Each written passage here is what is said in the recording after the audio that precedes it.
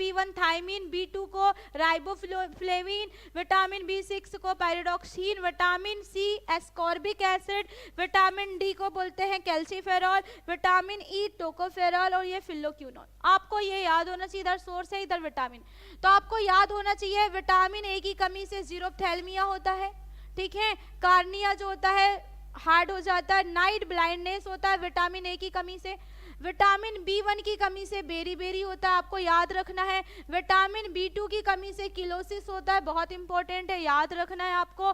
आपको याद रखना है विटामिन B12 जिसको क्या बोलते हैं साइनोकोबाल्मिन, इसमें कौन सी मेटल प्रेजेंट होती है, तो कोबाल्ट मेटल इसमें प्रेजेंट होती है विटामिन B12 में।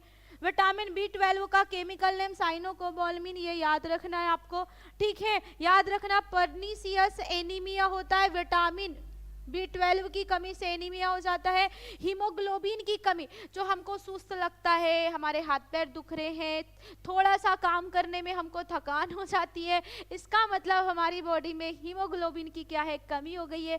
आप जाइए चेक करवाइए डॉक्टर के पास, अगर आपको बहुत सुस्त लग रहा है, थकान महसूस हो रही है, तो आप जाइए हीमोग्लोबिन चेक करवाइए, जिसके अंदर पूरा हीमोग्लोबिन रहता है वो एकदम चुस्त तंदुरुस्त रहते हैं, ठीक है, ये याद रखना है। विटामिन सी की कमी से स्कर्वी हो जाता है, जिससे हमारे जो है मसूड़ों से खून आता है बेटा।